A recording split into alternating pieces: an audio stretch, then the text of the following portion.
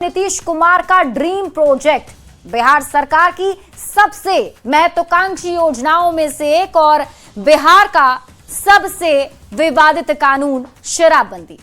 आए दिन इसे लेकर तरह तरह के बयान सामने आते रहते हैं, पर इस बार कोई बयान नहीं, एक रिपोर्ट आई है जिसके बाद सवाल उठने लगा है कि शराबबंदी पर फिर से विचार क्यों ना हो। यह रिपोर्ट देखिए, फिर खबर तो समझिए।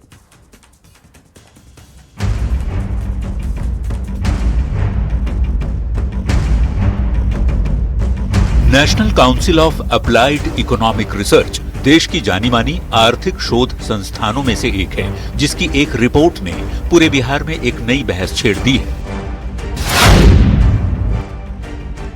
इस रिपोर्ट में बिहार में लागू शराबबंदी कानून को खत्म करने की सिफारिश की गई है। रिपोर्ट में दावा किया गया है और इसलिए अब सरकार को इसे खत्म कर देना चाहिए, पर बिहार सरकार के मंत्री इस रिपोर्ट से ताल्लुक नहीं रखते। सिक्किम है, नागालैंड, मणिपुर, मिजोरम, मैंने ऐसे स्टेट का नाम लिया जहां की शराबबंदी नहीं है, लेकिन फिर भी वहां ड्रग का टॉप 5, टॉप अगर 10 भी लें तब भी जो है बिहार का नाम नहीं आता है। बिहार में लागू शराबबंदी कानून को लेकर विवाद नया नहीं, पर ऐसा पहली बार हुआ कि देश की इतनी बड़ी शोध संस्थान ने शराबबंदी को हटाने का सुझाव दिया है। अब देखना होगा इस सुझाव पर बिहार सरकार विचार करती है या नहीं। न्यूज 18 के लिए पटना से संवाददाता शैलेंद्र आनंद अमृतराज के साथ दिल्ली से अमितेश सिंह की रिपोर्ट।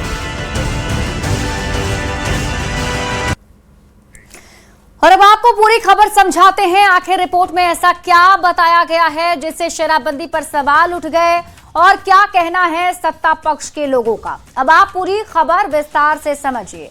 सबसे पहले तो ये सवाल उठ रहा है कि शराबबंदी पर फिर से क्यों ना विचार हो, इसे आप समझिए कि आखिर ये सवाल क्यों उठ रहे हैं। तो बिहार में शराबबंदी को लागू हुए 10 साल हो चुके हैं।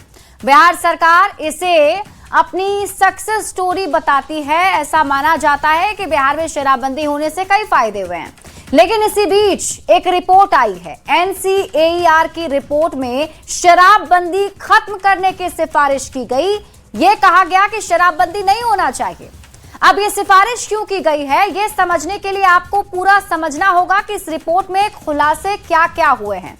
तो शराबबंदी लागू के उद्देश्यों में पूरी सफलता नहीं मिली है, यह पहली बात सामने आई इस रिपोर्ट के जरिए कि शराबबंदी से जो उद्देश्य हासिल करने थे वो अभी तक नहीं हो पाया है।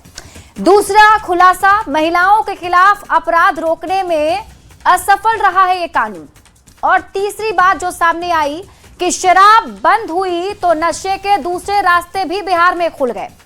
राज्य में अवैध शराब कारोबार का धंधा बढ़ता चला गया और दूसरे नशीले पदार्थों के इस्तेमाल में भी पहले के मुकाबले बढ़ोतरी हुई है। शराबबंदी के कारण बिहार को राजस्व का नुकसान तो हो ही रहा है। हर साल के हिसाब से कैलकुलेशन सामने आया है, हर साल करीब 14 से 15% राजस्व का नुकसान सरकार को हो रहा है। पुलिस और प्रशासन पर अतिरिक्त दबाव भी पड़ा है। अब प्रशासन की चुनौती जो है कानून व्यवस्था के साथ साथ शराबबंदी को सफल बनाने की भी होती है। तो कानून व्यवस्था की मशीनरी पर लगातार दबाव बना। इसके साथ ही अवैध और नकली शराब से लोगों की जान को खतरा अभी भी बना हुआ है। इस रिपोर्ट में ये खुलासे हुए हैं। अब इन्हीं फाइंडिंग्स के आधार पर NCAER ने कुछ सुझाव भी सरकार को दिए।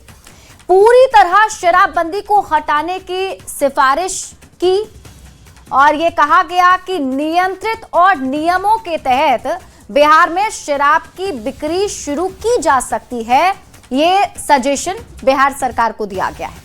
शराब पर टैक्स लगाने का सुझाव भी इस रिपोर्ट के जरिए दिया गया और टैक्स के पैसे का इस्तेमाल बुनियादी सुविधाओं के लिए किया जा सकता है। और अब आप समझिए कि क्यों लागू की गई शराबबंदी। देखिए, 2016 में महिलाओं के कहने पर तत्कालीन मुख्यमंत्री नीतीश कुमार ने शराबबंदी कानून लागू की थी। महिलाओं की सुरक्षा और सामाजिक सुधार का इसके जरिए उद्देश्य था। ये जो डोमेस्टिक वायलेंस होते थे उस पर रोक लगाने के उद्देश्य से शराबबंदी की गई थी। यानी महिलाओं के खिलाफ अपराध कम करने के लिए शराबबंदी लागू की गई। तो अब सवाल उठता है कि महिलाओं के खिलाफ अपराध क्या सच में कम हुए हैं? तो अगर NCAER की रिपोर्ट के अनुसार देखा जाए, जो रिपोर्ट सामने आई है, साल 2012 में महिलाओं के खिलाफ हिंसा के करीब 11,000 मामले सामने आए। 2014 में करीब 15.5 हजार मामले सामने आए। 2015 की बात कर लेते हैं तो 14,000 मामले सामने आए। इसके बाद अगले साल की बात कर लीजिए 2016 की, तो करीब 12,000 मामले सामने आए। और ध्यान रखेगा 2016 में ही शराबबंदी लागू हुई। फिर 2018 की बात कर लीजिए, करीब 17,000 मामले सामने आए। 2019 से लेकर के 20 में करीब 15.5 हजार मामले सामने आए। फिर 2021 में करीब 18,000 मामले सामने आए। साल 2022 में करीब 20,000 मामले सामने आए। साल 2023 की बात कर लीजिए, मामला ये घटा नहीं और बढ़ गया, 23,000 मामले सामने आए। और फिर 2024 में करीब 28,000 मामले सामने आए, जिसमें महिलाओं के साथ हिंसा की गई। तो अब आप खबर तो समझिए, NCAER की रिपोर्ट के अनुसार शराबबंदी असफल रही। महिलाओं के खिलाफ अपराध कम करने के उद्देश्य से जो शराबबंदी की गई थी, उसमें सफलता नहीं मिली। सरकार से शराबबंदी खत्म करने की अब सिफारिश की जा रही है और ये कहा जा रहा है कि शराबबंदी पर आखिर फिर से विचार क्यों ना किया जाए, क्योंकि जो उद्देश्य शराबबंदी के जरिए हासिल करने थे, वो उद्देश्य हासिल नहीं हो पाए, वो पूरा नहीं हो पाया है।